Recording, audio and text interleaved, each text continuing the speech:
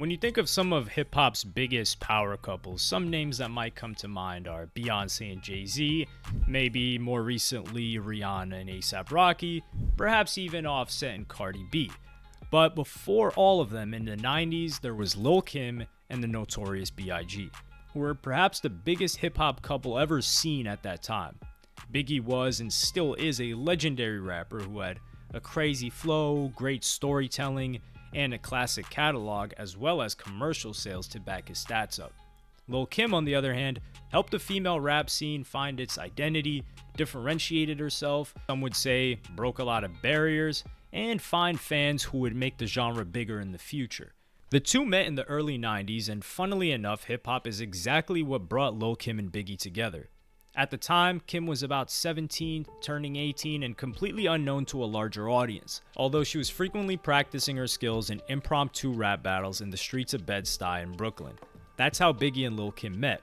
Biggie just happened to see Kim during one of these performances and decided to speak with her, even asking her to rap a little for him. I don't remember most of it, but I did have some kind of Jamaican chant in it then. I said something crazy like, I'm so hot, I'm hotter than the sun. Now where the man?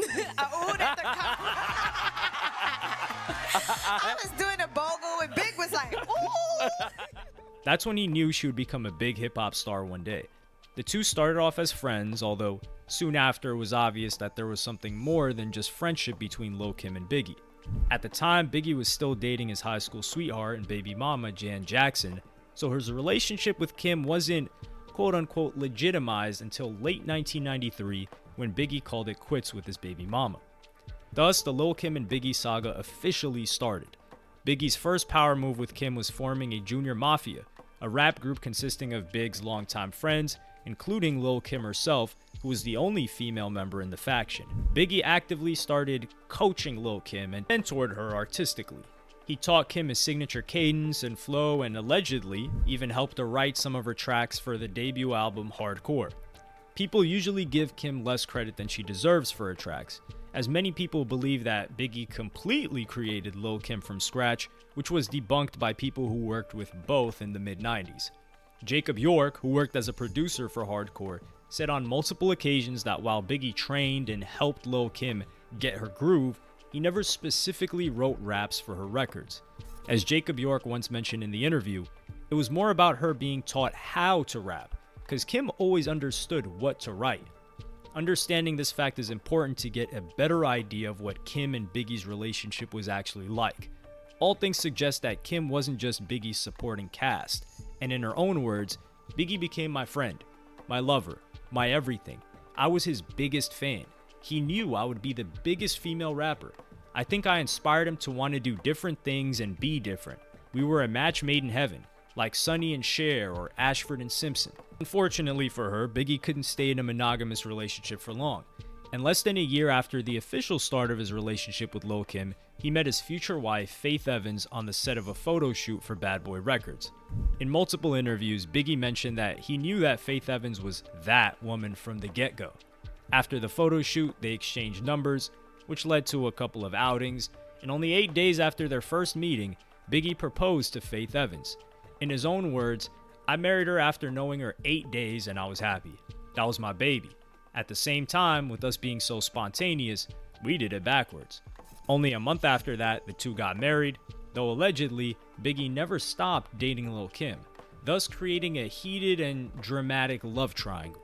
Although things were relatively calm for the three, as, according to Faith Evans, she had no idea about Kim being Biggie's mistress for at least a year and a half into her marriage with B.I.G. Biggie and Evans even had a kid together during this period of time, and everything was looking smooth, at least on the surface level. Faith Evans even admitted to spending time with Lil' Kim, going to the gym and different malls to shop together, as Biggie was encouraging them to do so. Faith even went as far as saying that she actually adored Kim, and when they met for the first time, Faith Evans had no inkling of anything going on with Lil' Kim and Big. She also added that, sadly, it was far from the first situation of that kind she had with Biggie at that point. You could say he was big pimpin'. Regardless of what Faith thought of Kim at the time, she was absolutely furious when she found out about Biggie's affair with Lil' Kim. One day, Faith Evans took matters into her own hands and went on a quest to finally catch Big and Kim in the act. Faith Evans described the situation in full detail in her Keep the Faith memoir. I drove to Big's house on a mission to find out where I really stood in Big's life. I parked in the rear of Big's townhouse and walked up to the garage. It was locked, but I did know that there was a certain way to unlock it. Then Evans tiptoed in the elevator and got to the second floor where Notorious B.I.G.'s bedroom was. Faith Evans stormed the door, and the next thing happened.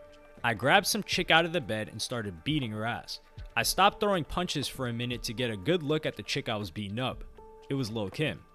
Despite all the rage and confusion Faith Evans was filled with at the time, she still had pity for Lil' Kim. I have to say I actually felt some pity for Kim. Big had a wife, and she settled for messing with him.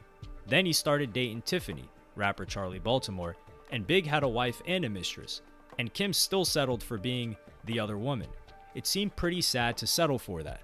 Charlie Baltimore, whom Evans mentioned in her memoir, was another woman linked to Biggie at the time. The two met at one of Biggie's live shows in Philadelphia, which is Baltimore's hometown. Baltimore asked B.I.G. for a photo after the concert. The two started chatting, and mere days after the situation, they had their own thing going on. Lil' Kim was recording her debut album Hardcore during this period of time, and heard the rumors of Biggie having one more girl on the side. This led to an already difficult creative process being complicated by some heated love drama. I guess you could call it a love square now. As Lil' Kim recalled, "We had a big ass fight. I had heard about him and some girl. We were talking about what happened, and all of a sudden, next thing you know, I'm going at him.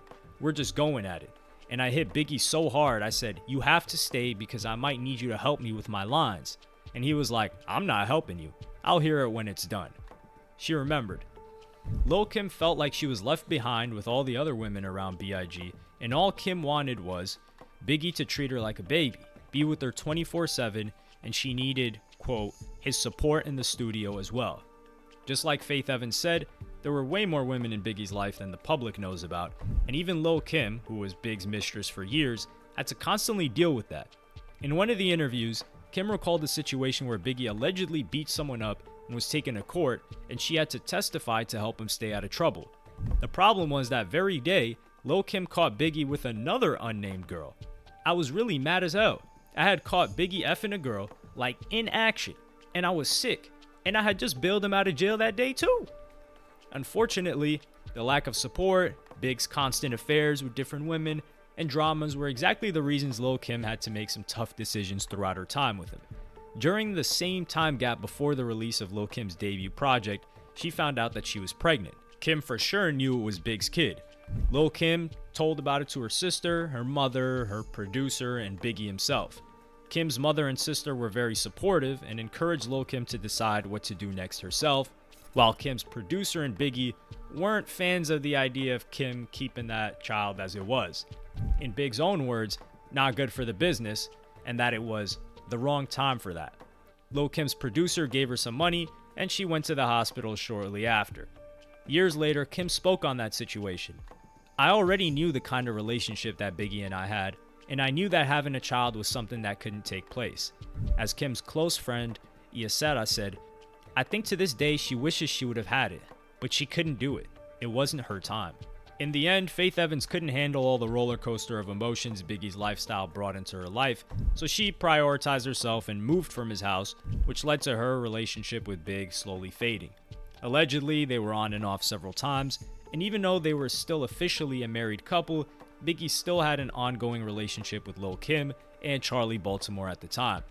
Eventually, the two broke up for good, with Biggie saying, "Maybe Faith won't admit it, but I will. We should have got to know each other and then got married." The relationship kind of dissolved, but we're still going to be friends. Lil' Kim, on the other hand, was still with Big to his very last days, both romantically and business-wise. Kim recalled the last conversation she had with Biggie and their plans before his passing. We were going through some things, and it was business related. It really wasn't personal. And, I wanted to do something, and he didn't want me to do it. And we were going through some things, and that weekend, we were going through this for a long time, and it was major. And that weekend, I don't know, he must have had a turn of events or a change of heart. And he was like, you know what, Ma? I decided whatever it is you want to do, I'm going to support you because I love you. He actually told me I'm a beautiful person inside and out. He told me that. Lil' Kim also added that it was unusual for Biggie to express his true feelings like that.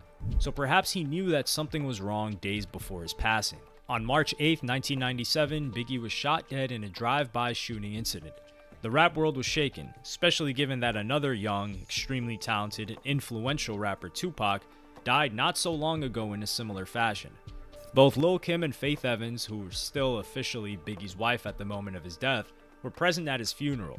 The two were obviously not getting along for many, many years, dissing each other in their songs, refusing to collaborate on numerous occasions, and even ignoring each other whenever they met in real life. However, after a 2-decade-long feud, Lil' Kim and Faith Evans finally embraced each other. In 2016, Faith Evans invited Lil' Kim to participate in the creation of the album The King and I, dedicated to Biggie's legacy. Kim accepted the invitation and was featured on the track Lovin' You for Life with Faith Evans. Now, the two even go as far as calling themselves, quote, sisters. And for many fans who know their history, that makes perfect sense as both were in love with the same man and had to deal with the same issues both during and after Biggie's life. They were sister wives without even knowing it. Lil' Kim had participated in different projects to help fans see what Big was really like in real life throughout all the years since his passing. Sadly, not all things that happened between the two were happy. Kim opened up about the dark side of her relationship with Biggie back in 2017. We did have a very violent relationship. I hate that. For a while, that was all I attracted, violent men. It is what it is. He was everything. You know how it is when you're in the industry. The guys can do whatever they want, but you can't do anything. You can't do nothing. There was even a story of Biggie pulling a gun on Kim when she couldn't finish the feature verse for one of Usher's tracks. According to one of the producers, Jermaine Dupri, Lil' Kim got to the studio in a bad mental state for rapping and couldn't get the job done. At this particular point in time, this was the time when Big, I'm thinking he fucked Kim's sister. And she found out about it. So she was upset when she came to the studio about this. And he couldn't really get her to do the rap. And me and Usher was just, we was there, young, watching what's going on, and Big pulled the strap out on her. As Dupree said, Biggie did that to let Kim know he was going to kill her, thus motivating her to finish the recording process. Later, Lil' Kim confirmed the story, adding that the girl in question wasn't indeed her sister, but rather a close friend of hers. Biggie didn't believe Kim that the girl was her friend, and had an affair with her just to prove his point. There were actually other incidents of that nature between the two. We started fighting and we tore the plaques off the wall and everything, and he choked me out in the elevator, so I passed out. And look. And you were still loving this man after all of this. I don't know why. But Although, after all those years, Lil' Kim recalls her time with Biggie with maturity and self-reflection. Listen, a lot of us are not proud about certain parts of our past and the way we might have handled situations. There have also been rumors for decades saying that Faith Evans, and Biggie's love for her eventually marrying her, was part of the reason for a lot of the skin bleaching and changing that Lil' Kim decided to do to her body. But despite all the bad things, quote unquote, that happened between Kim and Biggie, she still speaks of him as the person she loved most throughout her life. In Kim's words, the main thing that made her relationship with Biggie so difficult was his tendency to have multiple personalities. And each time Big turned into that other person, it was incredibly difficult for her to identify the man she loved so much. Regardless, Kim always knew that deep down Biggie was a loving person, and he had a special affinity towards her. He was a type who'd love you to death. I know he loved me to death.